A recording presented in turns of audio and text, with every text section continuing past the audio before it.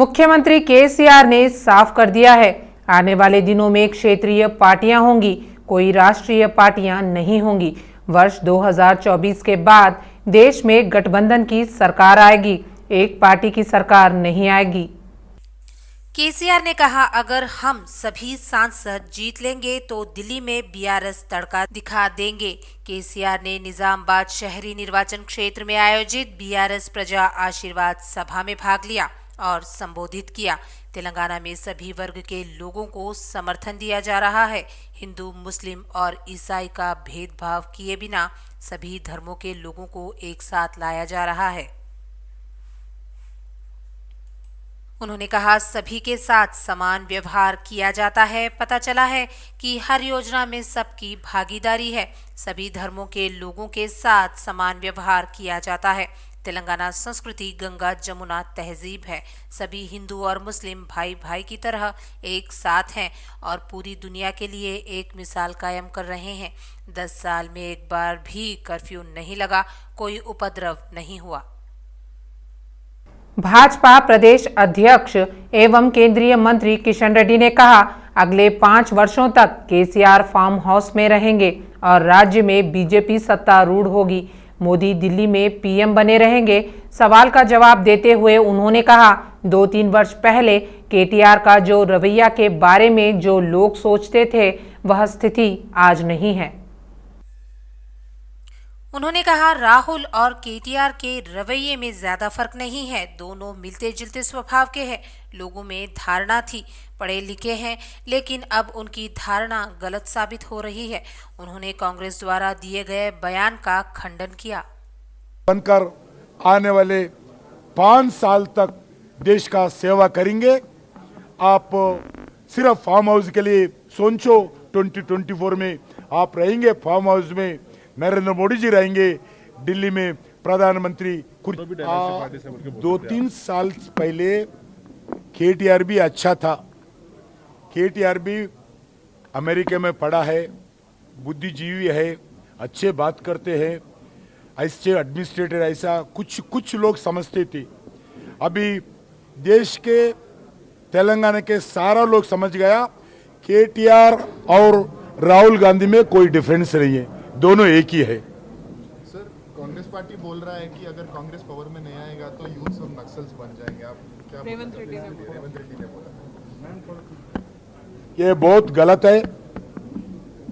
जो कांग्रेस पार्टी का स्टेटमेंट बहुत खंडन करता हूं। आज देश में भारतीय जनता पार्टी सत्ता में आने के बाद जो इंसर्जेंसी ग्रुप्स हो, आतंकवादी ग्रुप्स हो, अलग अलग जो इंटरनेशनल और नेशनलिस्टिक ऑर्गेनाइजेशंस हो, पूरे लोग हथियार छोड़ दिए हैं। भारत में अभी AK-47 नहीं दिखता लोगों के हाथ में। आज जम्मू कश्मीर में के नौजवानों के हाथ में AK-47 नहीं दिखता। आज उनके हाथ में कंप्यूटर दिखता है, उनके हाथ में बुक दिखता है, पेन दिखता है। तेलंगाना में भी, देश में भी कांग्रेस ऐसा डराना गलत है। और कांग्रेस पार्टी आए तो सिर्फ आप जब छत्तीसगढ़ में कांग्रेस पार्टी सरकार आने के बाद फिर नक्सलिज्म बढ़ा है। अभी कांग्रेस पार्टी जिधर भी आते हैं उधर insurgency groups, terrorist, land order, communal, curfew वो बढ़ता है। सही बात है, कांग्रेस पार्टी आए तो ये जरूर बढ़ेगा, लैंड ऑर्डर प्रॉब्लम होगा, लोगों का जान का खतरा होगा। ये है, विकास नहीं हो सकता है, ये जरूरी है। किशन रेड्डी साहब, आप अभी बोले जो ओल्ड सिटी में अगर हमारी सरकार आ गई, लौट बन गई तेलंगाना में, तो ओल्ड सिटी में इस तरह का जो एनक्रोचमेंट है, बुलडोजर चलाएंगे, वो बताए नहीं अभी तक। आप बोलिए। पुराना शहर में ये कट करना नहीं, पूरा बोलना है, आप लोग थोड़ा कट करके नहीं। पुराना शहर में मजलिस पार्टी आम गरीब मुस्लिमों का लैंड खींचकर वो अलग अलग जगह इलीगल बड़ा बड़ा कमर्शियल कॉम्प्लेक्सेस, अलग अलग जगह मैरिज हॉल्स, शादी खाना, बना रहे। लगभग 1000 से ज्यादा शादीखाना, इलीगल शादीखाना आज पुराने शहर में गरीब मुस्लिमों का लैंड खींचकर ये बनाया है। ये मैं बताना चाहता हूं, भारतीय जनता पार्टी सरकार आने के बाद जैसा यूपी में जो बुलडोजर सरकार योगी जी के नेतृत्व में काम करे, वैसा ही गुंडाओं के खिलाफ, रउडियों के खिलाफ तेलंगाना में भी भारतीय जनता पार्टी बुलडोजर सरकार आएंगे। मंत्री केटीआर ने आलोचना करते हुए कहा, कांग्रेस पार्टी 60 साल से देश और राज्य में सत्ता में है और उसने कुछ नहीं किया। मंत्री केटीआर ने वेमुलवाड़ा निर्वाचन क्षेत्र के कथलापुर में आयोजित चुनाव प्रचार सभा को संबोधित किया। कांग्रेस की बातों पर विश्वास न करें। जिन राज्यों में कांग्रेस सत्ता में है वहां कोई विकास नहीं हुआ। अगर वह अपनी मां को चावल देंगे तो क्या वह छोटी मां के लिए सोने के कंगन बनवाएंगे? मंत्री ने पूछा। वर्ष 2014 से पहले तेलंगाना में बिजली सप्लाई कैसी थी? मंत्री केटीआर ने कहा, अगर कोई मर जाए तो नहाने के लिए आधे घंटे बिजली दें। रात को बिजली थी। खेतों की सिंचाई के लिए किसान आधी रात को कुआं खोदते थे और उन्हें सांप काट लेते थे और बिच्छू के काटने से मर जाते थे। उन्होंने कहा, अगर आप दिन भर काम करते हैं और थोड़ी देर मौज मस्ती करते हैं तो घर में बिजली या पंखा नहीं है। बिजली के बिना जीवन कितना अस्त व्यस्त हो जाता। अब वो सारी चीजें खत्म हो गई हैं। कांग्रेस ने जो 60 साल में नहीं किया, हमने 6.5 साल में कर दिखाया। आप सभी लोग ध्यान से सोचें। मंत्री ने मतदाताओं से आग्रह किया कि वे जो सोचते हैं उसे वोट दें। मंत्री हरीश राव ने आरोप लगाया, तेलंगाना के स्वाभिमान को नुकसान पहुंचाने के लिए राज्य में बीजेपी और कांग्रेस एकजुट हो गई है। आगामी आम चुनाव में क्षेत्रीय दलों का प्रभाव केंद्र में रहेगा। कांग्रेस द्वारा लाया गया कर्नाटक मॉडल फेल हो गया है। विधानसभा चुनाव के दौरान हैदराबाद में आयोजित प्रेस से मिलिए कार्यक्रम में मंत्री हरीश राव शामिल हुए। उन्होंने आलोचना करते हुए कहा, कालेश्वरम यानी मेडिगड्डा बैराज अकेला नहीं है। अगर 2 पिलर ढहते हैं तो कालेश्वरम ही ढह जाता है। टीएसपीएससी के मामले में गलतियां हुई, उन्होंने गलतियां सुधार ली हैं। जब कैलेंडर भविष्य में जारी किया जाएगा, हरीश राव ने भरोसा जताया। केसीआर की सरकार का विकास और कल्याण जनता के सामने है। केसीआर तीसरी बार सीएम जरूर बनेंगे। टीपीसीसी संगठन के कार्यकारी अध्यक्ष महेश कुमार गौड़ ने आरोप लगाया, बीआरएस यह महसूस कर रही है कि हार अवश्यंभावी है, इसलिए वह कांग्रेस पार्टी पर हमला कर रही है। उन्होंने कहा, अगर किसी ने दलित बंधु के नहीं आने से नाराज होकर प्रभाकर रेड्डी पर हमला किया तो वे इसका आरोप कांग्रेस पर लगा देंगे। हरीश राव ने उन टिप्पणियों से इनकार किया। सीएम केसीआर के खिलाफ मुकाबला बड़े नेताओं का है। आज की हालात पूरी स्टेट में माहौल कांग्रेस की फेवर में है। 30 को होने वाले इलेक्शंस में कम से कम 75 से 80 सीट कांग्रेस पार्टी जीतने वाली है। आज Republican party of India Congress party को मदद प्रकट करी है।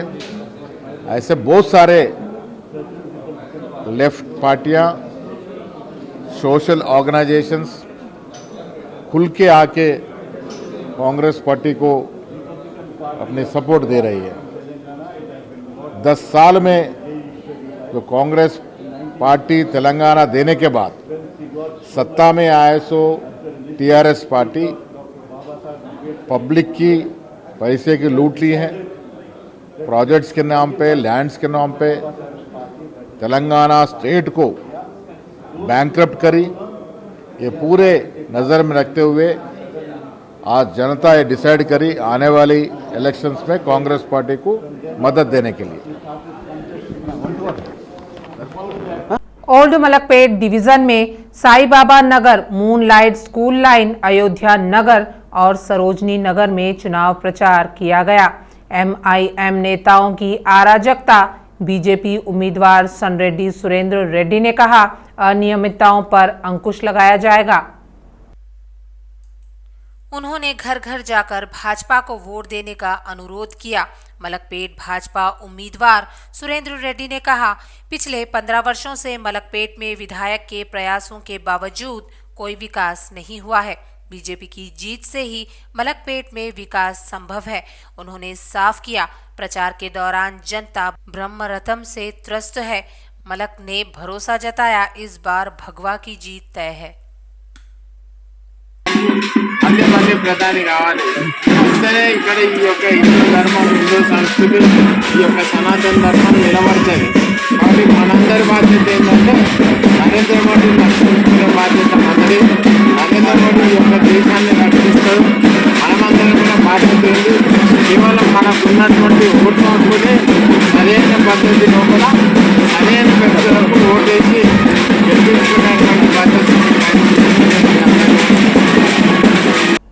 मेडचल जिले के शामीरपेट मंडल में मंत्री मल्ला रेड्डी ने चुनाव प्रचार के तहत अभियान बैठक की।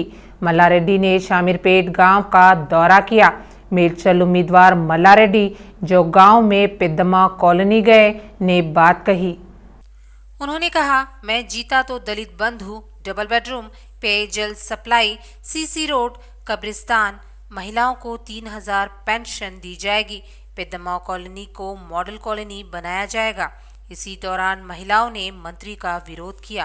महिलाओं ने पूछा, जो विकास आपने पहले नहीं किया उसे कैसे करोगे? हम कैसे मान लें कि विधायक रहते हुए आप कुछ भी विकास नहीं किया और अब जीतेंगे तो ऐसा करेंगे। अब मंत्री से पूछा गया, हम आपकी बात पर कैसे विश्वास कर सकते हैं? अगर किसी दलित रिश्तेदार से किसान रिश्तेदार के बारे में पूछा जाए तो वे नाराज हो जाते हैं। बिना जवाब दिए कुछ भी कहोगे तो हम नहीं सुनेंगे। जब महिलाएं मंत्री से सवाल कर रही थी तो वे उनकी बातें सुने बिना ही जय तेलंगाना, जय केसीआर, जय मल्ला रेड्डी कहकर वहां से चली गईं। ग्रामीणों ने कहा, अगर मल्ला रेड्डी अब हमारे सवालों का जवाब नहीं देते हैं तो हम वोट से जवाब देंगे। मलकपेट बीआरएस उम्मीदवार तीगला अजीत रेड्डी ने कहा, राज्य में सीएम केसीआर का विकास कार्य उनकी जीत की सीढ़ी है। सईदाबाद कॉलोनी, एलसीएच कॉलोनियों में डोर टू डोर अभियान चलाया गया। मलकपेट निर्वाचन क्षेत्र को इसे और विकसित करने के लिए एक अवसर लेने के लिए कहा गया था। बीआरएस उम्मीदवार तीगला अजीत रेड्डी ने आलोचना की अन्य दलों के उम्मीदवार जिन्हें सार्वजनिक मुद्दों की परवाह नहीं है, वे केवल चुनाव के दौरान आ रहे हैं। सीएम केसीआर ने विश्वास जताया, जन कल्याणकारी शासन के साथ बीआरएस को एक बार फिर हैट्रिक जीत मिलेगी। प्रचार के दौरान लोग ब्रह्मरथम के चक्कर में पड़ रहे हैं।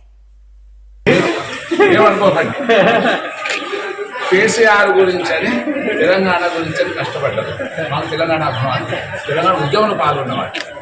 రేపటి రోజున కేటీఆర్ను ముఖ్యమంత్రి చెయ్యను అంటే నేను కేటీఆర్ ముఖ్యమంత్రి కాదంటే కేసీఆర్ మాత్రం ఉండాలి. అట్లా మేము వ్యతిరేకం. కేసీఆర్ అనుకోరు, కేటీఆర్ వ్యతిరేకం. कांग्रेस के जो नेता सत्ता में नहीं रहते हैं तो इतनी अहंकार भरी बातें करते हैं। कल अगर गलती से सत्ता में आ जाएं तो क्या उन्हें कम से कम जनता की परवाह होगी?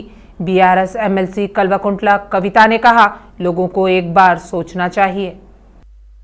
एमएलसी कविता ने बोधन में चुनाव प्रचार में हिस्सा लिया। उन्होंने कहा, पूरा तेलंगाना गुलाबी दिख रहा है।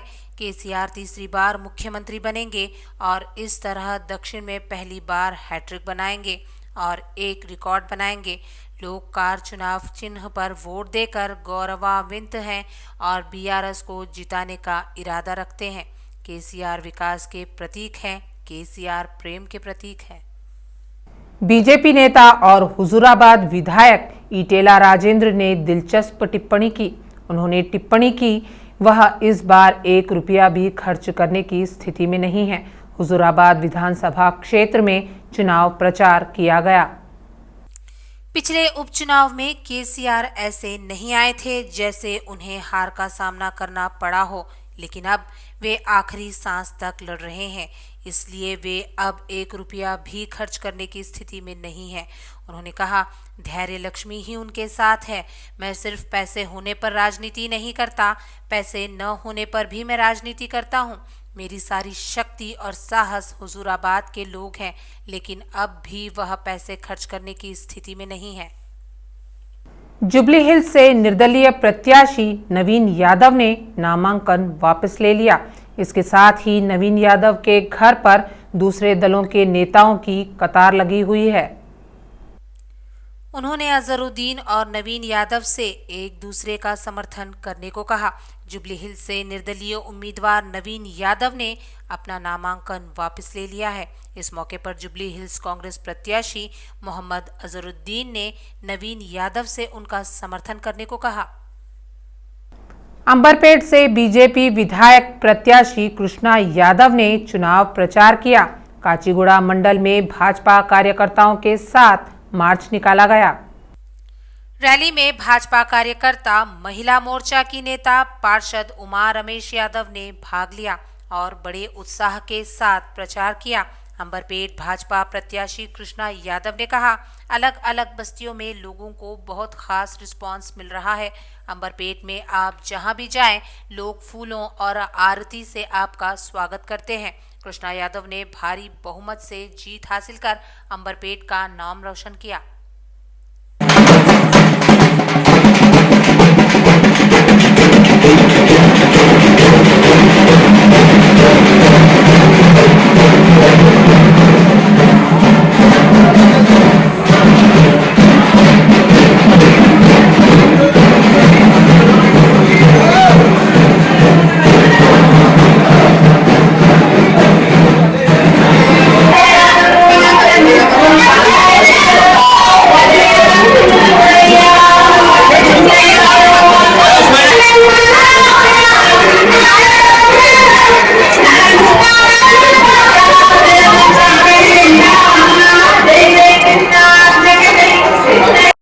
बीआरएस उम्मीदवार बालका सुमन ने चेन्नूरू कांग्रेस उम्मीदवार विवेक पर पैसे से नेताओं को खरीदकर मतदाताओं को लुभाने की कोशिश करने का आरोप लगाया।